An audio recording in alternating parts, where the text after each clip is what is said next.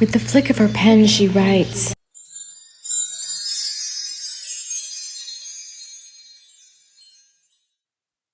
Welcome back, friends. Welcome back as we continue on with the next chapters of Pinky and Meggy Starstruck.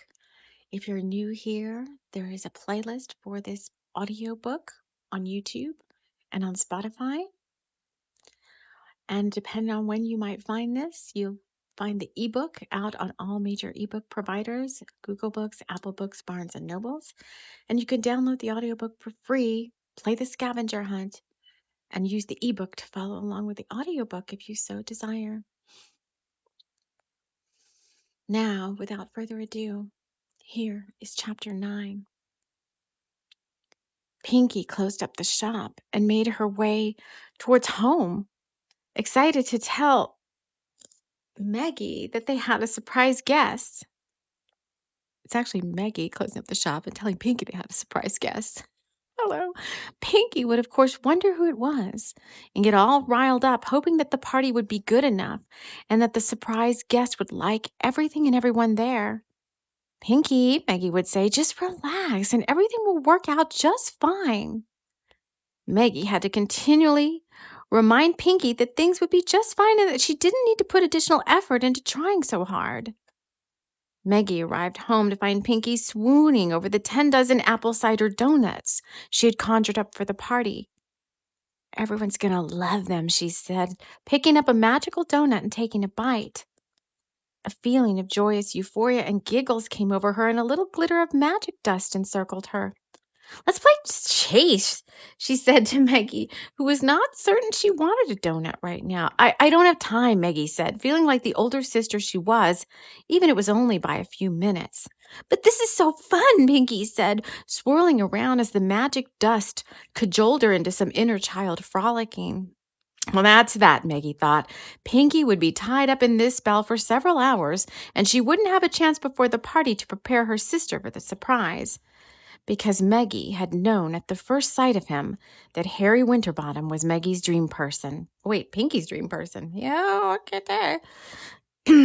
And that fate had a way of stepping in unexpectedly to shake things up. Meggy had to get herself ready for the party and for the chance, albeit not chance, encounter of one Pinky Elvin and her soulmate, Harry Winterbottom. Let the preparations begin, she told her guides. I'll help the best I can, but tell me what I need to do, she said, as her main guide swooshed by her and indicated that Meggy should go upstairs and cast a lifting spell. One such spell could lift her mood and help her have a super fun time at the party.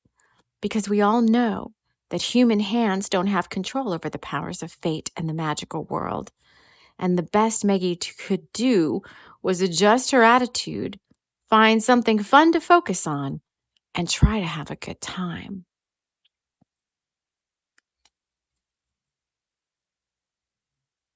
Chapter 10. Whistling Waters Punch. Meggy finished the spell and felt better by the time she walked downstairs. It's Mercury retrograde, people. It's going to happen. To find Pinky arranging the donuts and casting another spell over the punch. Pinky giggled. This will make people whistle some far-off tune that they can't quite recall. And we can all try to guess what it is, she giggled as she moved her hand around the punch with the enchantment. The doorbell rang, and Meggy assumed it was the first guest. You know, the one that always likes to arrive before the start of the party, just to check things out and ensure they weren't missing out on anything. Meggy moved to open the door, and as she waved her hand, the front door smiled and opened for their first guest of the night. And who other than the most dastardly and dark creature of the night entered, with a sly grin and a swoosh of his black cape, but Count Mashar. He'd been pulled to Oakwood on a Dark Matters retreat and had heard about the party through the grapevine. He'd hoped to find Meggy alone before the party, because bringer of the light or not, that Meggy Elvin made old Count Mashar's dark heart swoon just a small smidgen.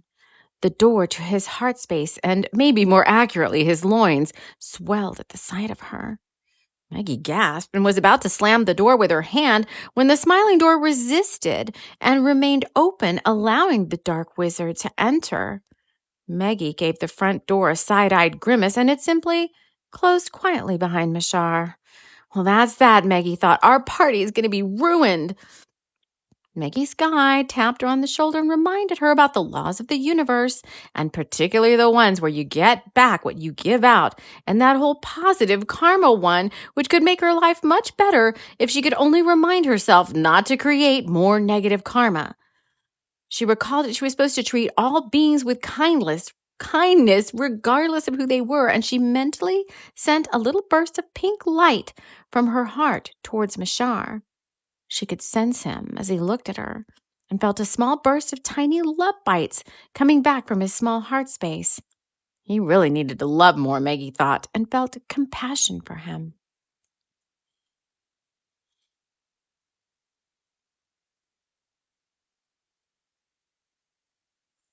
Chapter 11. The punch takes over. Pinky could feel her heart flutter slightly. Someone was coming.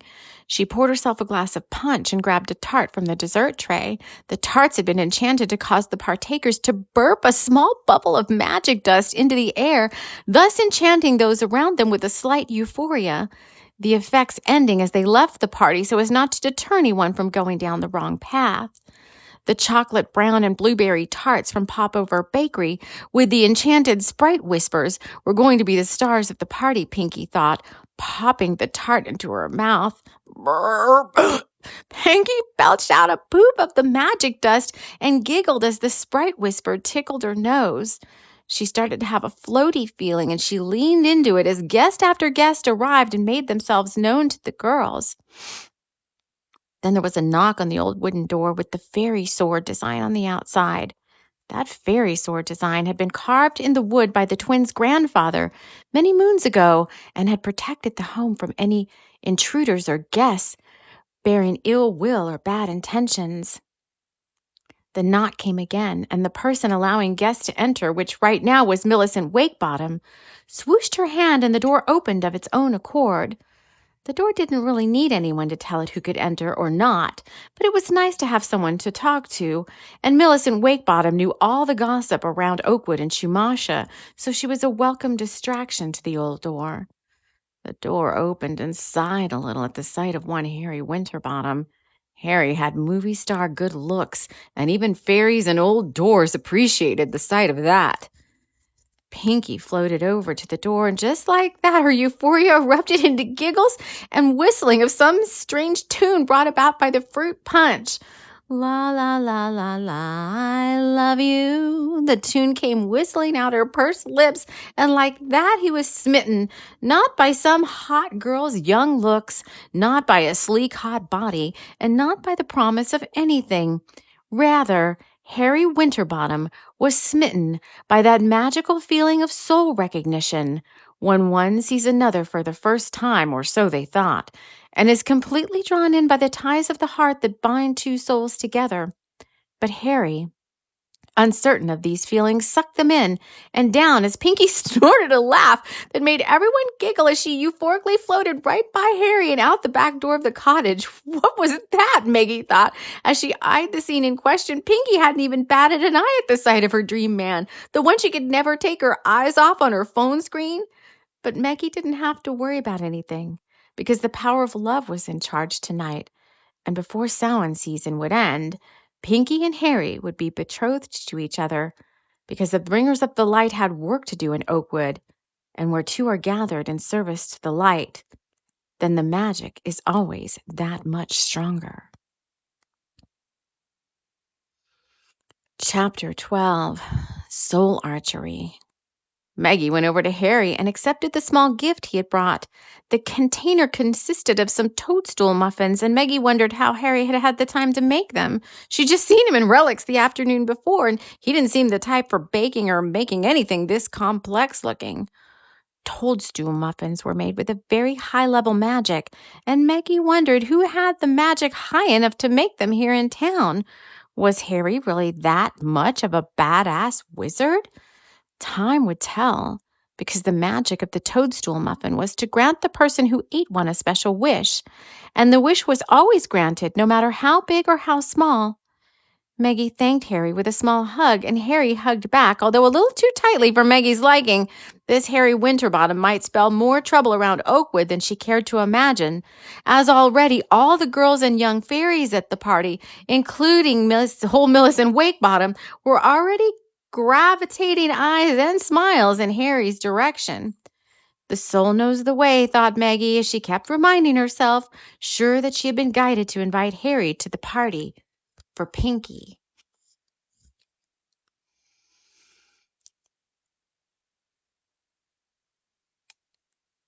Chapter 13, Muffin Magic. The toadstool muffins were already drawing a crowd. Meggy was the first to take one, but knowing of its power for both good and evil, she held it high in the air. Friends, these are no ordinary muffins. They hold high magic and should be approached with the utmost of care. She paused, feeling the magic from the treat pulsing in her hand. Again she tried to intuit the maker from her guides, and all she heard was, "Keep the secret close to your heart." What was that supposed to mean, she thought. She was especially concerned about Count Mashar, knowing that he might use his wish for evil purposes. But she needn't have worried, because at that moment Mashar was called off planet by dark matters and was teleported out of the room, much to his dismay. He'd had plans to use the magic to enchant Meggy and take her away with him for a while. He wanted a companion on his next journey. But for some reason, the powers that be kept denying him one. He should have realized that true companionship starts in the heart, and Mashar's heart was still very small. Just because you want something doesn't mean you should have it, Meggy continued, but her wise words were lost in the moment at the sound of wishes being granted. Meggy asked her guides and God to please step in and help those making the wishes to use their heart rather than their greed to make each wish. And with that, the party was in full swing as 80s nostalgia music played over the radio, which too had been enchanted to make magical music that held messages of love and guidance if one could only slow down enough to hear them. All right, friends, that is where we're going to leave off. And hope you enjoyed these new chapters. And we will see you again soon for the next chapters, Pinky and Meggy.